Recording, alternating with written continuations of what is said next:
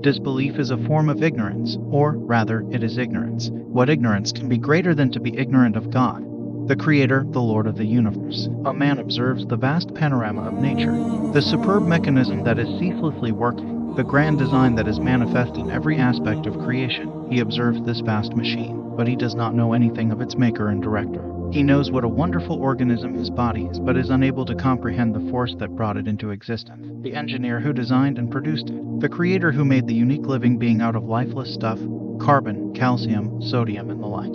He witnesses a superb plan in the universe, but fails to see the planner behind it. He sees great beauty and harmony in its working, but not the creator. He observes a wonderful design in nature, but not the designer. How can a man, who has so blinded himself to reality, approach true knowledge? How can one who has made the wrong beginning reach the right destination? He will fail to find the key to reality. The right path will remain concealed for him, and whatever his endeavors in science and arts, he will never be able to. He will be groping in the darkness of ignorance. Not only that, disbelief is a tyranny, the worst of all tyrannies. And what is tyranny? It is an unjust use of force or power. It is when you compel a thing to act unjustly or against its true nature, its real will, and its inherent attitude. We have seen that all that is in the universe is obedient to God, the Creator. To obey, to live in accordance with His will and His law, or to be a Muslim is ingrained in the nature of things. God has given man power over these things, but it is incumbent that they should be used for the fulfillment of His will and not otherwise. Anyone who disobeys God and resorts to disbelief perpetrates the greatest injustice,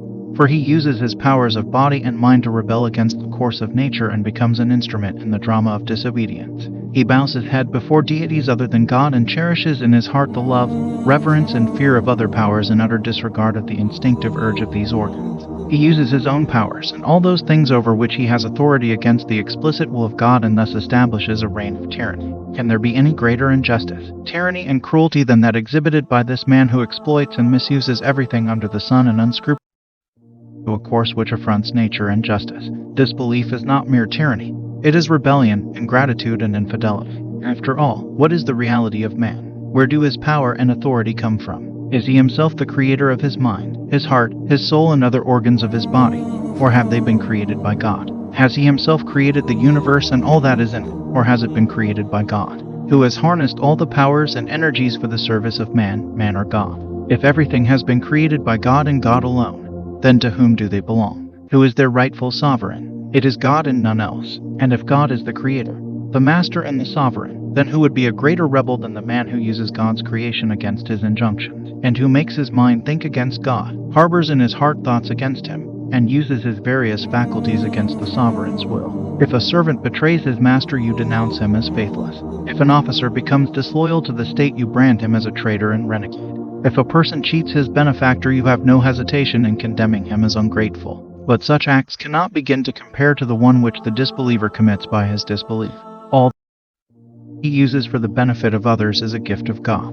The greatest obligation that a man owes on this earth is to his parents. But who has implanted the love of children in the parent's heart? Who endowed the mother with the will and power to nurture, nourish, and feed her children? Who inspired the parents with the passion to spend everything in their possession for the well-being of their children? A little reflection would reveal that God is the greatest benefactor of man. He is his creator, Lord, nourisher, sustainer, as well as king and sovereign. So what can be greater betrayal, ingratitude, rebellion, and treason than disbelief, through which a man denies and disobeys his real Lord and sovereign? Do not think that by committing disbelief man does or can do the least harm to Almighty God. Insignificant speck on the face of a tiny ball in this limitless universe that man is. What harm can he do to the Lord of the universe, whose dominions are so infinitely vast that we have not yet been able to explore their boundaries even with the help of the most powerful telescope, whose power is so great that myriads of heavenly bodies, like the earth, the moon, the sun, and the stars are, at his bidding, whirling like tiny balls, whose wealth is so boundless that he is the sole master of the whole universe, and who provides for all, and man's revolt against him can do him no harm. On the other hand, by his disobedience, man treads the path of ruin and disgrace. The inevitable consequence of this revolt and denial of reality is a failure in the ultimate ideals of life. Such a rebel will never find the thread of real knowledge and vision, for knowledge that fails to reveal its own creator can reveal no truth. Such a man's intellect and reason always run astray, for reason which errs about its own creator cannot illumine the paths of life. Such a man will meet with failures in all the affairs of his life. His morality, His civic and social life, his struggle for livelihood, and his family life, in short, his entire existence, will be unsatisfactory. He will spread confusion and disorder. He will, without the least compunction, shed blood, violate other men's rights, and generally act destructively. His perverted thoughts and ambition, vision, and distorted scale of values, and his evil activities will make life bitter for him and for all around him. Such a man destroys the calm and pose of life on earth, and in the life hereafter he will be held guilty for the crimes he committed against his nature. Every organ of his body, his brain, eyes, nose, and against the injustice and cruelty he had subjected them to. Every tissue of his being will denounce him before God, who, as the fountain of justice, will punish him as he deserves. This is the inglorious consequence of disbelief. It leads to the blind alleys of utter failure, both here and hereafter.